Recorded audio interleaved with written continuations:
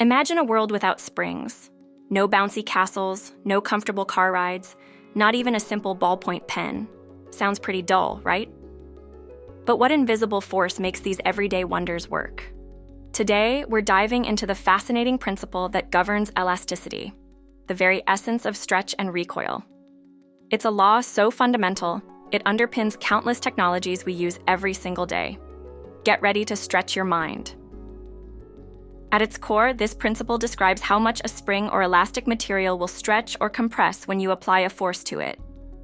It's a direct relationship, simple yet profound. The more you pull, the more it stretches. This isn't just about springs, though they are the most common example. Think about rubber bands, bungee cords, or even the tiny components inside your smartphone. They all obey this fundamental rule.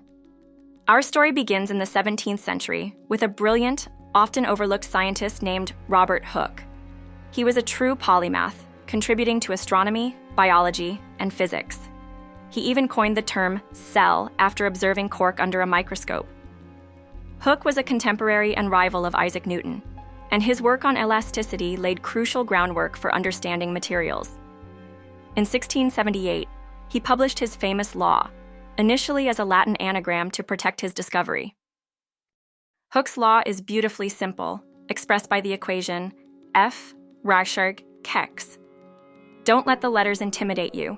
Each one tells a clear story. Let's break it down. F stands for the force applied to the spring or elastic material. This is the push or pull you exert. It's measured in newtons, of course. X represents the displacement or change in length of the spring from its original relaxed position. If you stretch it, X is positive. If you compress it, X is negative. Now for K. This is the spring constant, a unique property of each individual spring. It tells you how stiff or flexible a spring is. A high K means a very stiff spring, requiring a lot of force to stretch it. A low K indicates a very flexible spring, easily stretched with minimal force. Think of the difference between a car suspension spring and a pen spring. Their K values are vastly different. The negative sign in the equation is crucial. It signifies that the force exerted by the spring is always in the opposite direction to the displacement. If you pull a spring down, the spring pulls up. This is known as the restoring force. The spring always tries to return to its original equilibrium position. It's like the spring is saying, hey, I want to go back to normal. Hooke's law isn't just textbook theory. It's everywhere you look. Your car's suspension system uses springs to absorb bumps, making your ride smooth. Without them, every pothole would feel like a major impact. Spring scales, like those used to weigh produce at the grocery store, rely directly on Hooke's law. The more weight you add, the more the spring stretches, and the scale translates that stretch into a weight reading. Even your comfortable mattress likely contains hundreds of springs, each working to support your body. Trampolines, shock absorbers, and bicycles, and even the tiny springs in your watch all operate on this principle. But the applications extend far beyond simple springs.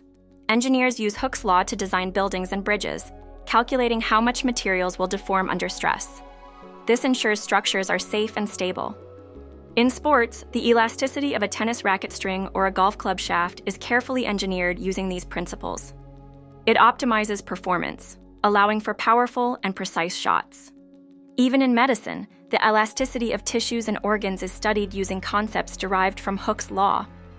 Understanding how biological materials stretch and compress is vital for diagnostics and treatment.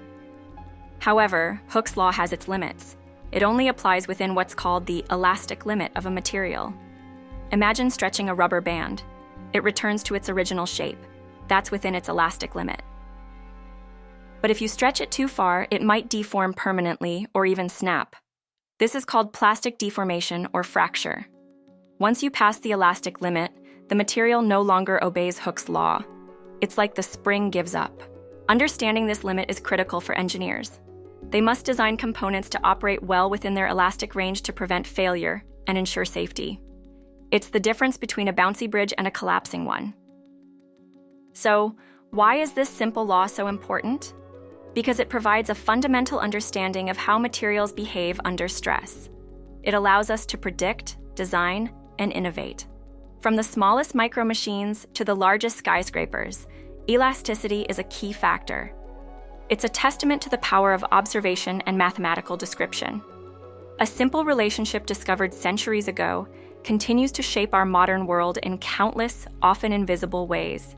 It truly is one of the unsung heroes of physics. If you found this journey into the world of springs and elasticity as fascinating as we did, please hit that like button. Share this video with anyone who loves a good science story, and don't forget to subscribe to our channel for more mind-bending physics explanations. And here's the twist. This simple law, discovered centuries ago, is still fundamental to designing everything from skyscrapers to microscopic medical devices. It's literally holding our world together, one tiny spring at a time.